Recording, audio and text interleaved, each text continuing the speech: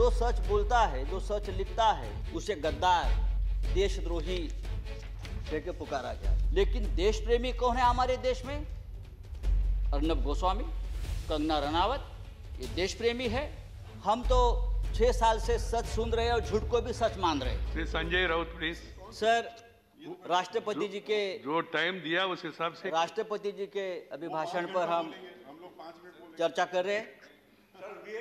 कल 5 मिनट जरूर मिलेगा।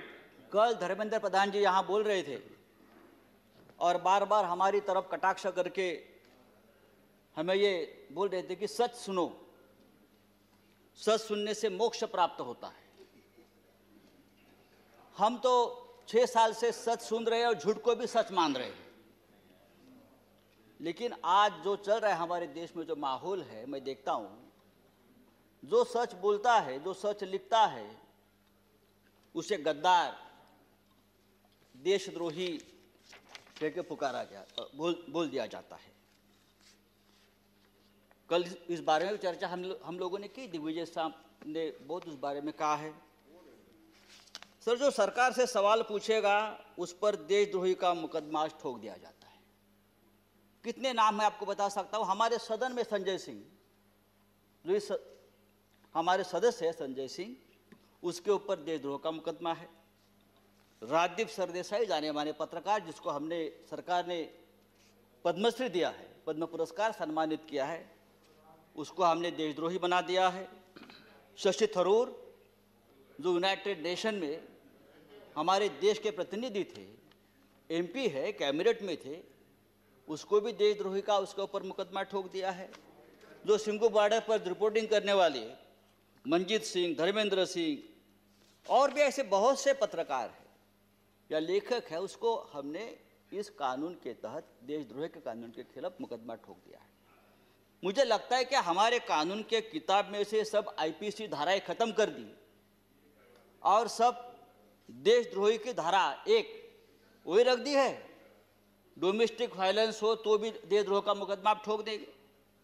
पंतप्रधान मोदी हमारे लिए आदरणीय है। देश के प्रधानमंत्री जी का हम सम्मान करते करते रहेंगे। उन्हें प्रचंड बहुमत मिला है देश चलाने के लिए, हमें मानते हैं। लेकिन बहुमत जो होता है वो अहंकार से नहीं चलाया जाता। बहुमत बड़ा चंचल होता है। हमारे मराठी के एक संत है तुकाराम, संत तुकाराम, उसने कहा है, निंदकाचे घर असावे शेजारी। उसका मतलब है, जो आपका निंदक है, जो आपके ऊपर क्रिटिसाइज करता है, आपको आईना दिखाता है, वो आपके आसपास रहना चाहिए, उसका घर आपके बगल में रहे। लेकिन आज ऐसा है कि जो निंदा करे, जो टीका करे, आप उसको बदनाम कर देते हो।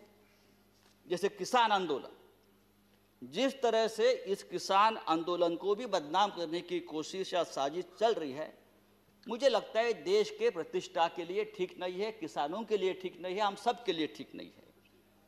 26 जनवरी को लाल किले पर तिरंगे का अपमान हुआ, उससे हमारे प्रधानमंत्री बहुत दुखी हो गए, पूरा देश दुखी हो गया। लेकिन लाल किले पर तिरंगे का अपमान करने वाला जो कोई दीप सिद्धू है, वो कौन है, किसका आदमी है, उस बारे में तो आप नहीं बताते। वो किसका आदमी है, उसको किसने ताकत दी है, ये सिद्धू अब तक पकड़ा नहीं गया। लेकिन 200 से ज्यादा किसान इस प्रकरण में तिहाड़ जेल में बंद है और उनके ऊपर देशद्रोह का मुकदमा चल रहा है। 100 से ज्यादा आंदोलक जो युवा है वो लापता है। वो कहाँ है, पुलिस ने उसका क्या किया, उसका एनकाउंटर किया है, क्या क्या मार दिया, वो पता नहीं है।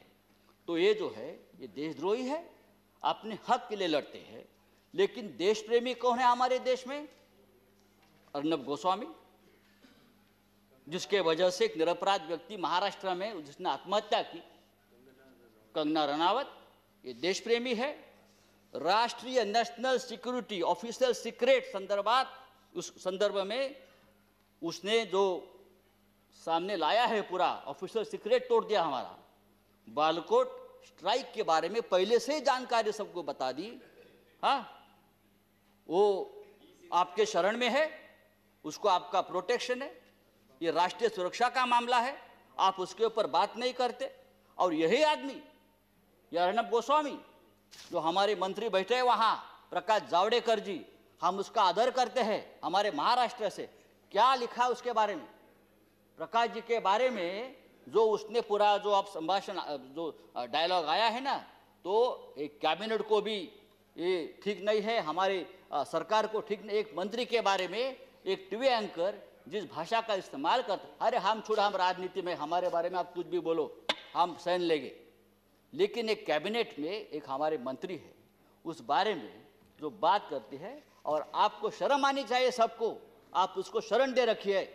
तो ये जो चल रहा है ये नहीं चलेगा सर। राष्ट्रपति जी ने अपने संबोधन में कहा है, भारत जब जब एकजुट हुआ है तब तब उसने असंभव से लगने वाले लक्ष्यों को प्राप्त किया है। एकजुटता की बात की है। अगर ये बात सच है तो गत 3 महीनों से दिल्ली के सीमा पर किसान आंदोलन की एकजुटता तोड़ने में सरकार क्यों लगी है? संजय जी, हजारों किसान आपका 6 मिनट समाप्त हो गाजीपुर गया। सिंगू बॉर्डर पर अपने हक के लिए लड़ रहे हैं, और आप इस एकजुटता में आपको देशद्रोह दिखता है। प्लीज। चेयरमैन सर, ये पंजाब, हरियाणा और पश्चिमी यूपी का किसान पूरे देश के किसानों की लड़ाई लड़ रहा है। वो सिर्फ 3 राज्यों की लड़ाई नहीं है, और पूरा देश उनके साथ है। तो उनको देशद्रोह कहना ठीक नहीं। ये पंजाब का किसान, हमारा सिख भाई, जब मुगलों से लड़ा तो हम उसे योद्धा कहते थे, जब अंग्रेजों से लड़ा तो हम उसे देशभक्त कहते थे। कोरोना वायरस में लंगर बांट रहा था तो देश प्रेमी था, लेकिन आज वो अपने हक के लिए लड़ता है तो वो खालिस्तानी हो गया, वो देशद्रोही हो गया। ये कौन सा न्याय है? आप उसको रोकने के लिए बॉर्डर पर किले ठोकते हो, हाँ, वो बड़े बड़े बैरिकेड्स करते हो। ये बैरिकेड्स, ये किले का जाल अगर आप लद्दाख के बॉर्डर पर करते तो चीन की right Sanjay ji, please. Kilometre अंदर नहीं आती। मैं आपको बताना चाहता हूं सर, ये ठीक नहीं है। लेकिन ये आंदोलन जब तक जिंदा है तब तक हिंदुस्तान जिंदाबाद रहेगा। ये आंदोलन ही हमारी ताकत है, ये देश की ताकत है। Thank you very much. 3 कृषि कानून, श्री रामदास अठवाले, श्री रामदास अठवाले, ये 3 कृषि कानून के बारे में नहीं, मैं क्या करूं? आप बाकी राइट, राइट।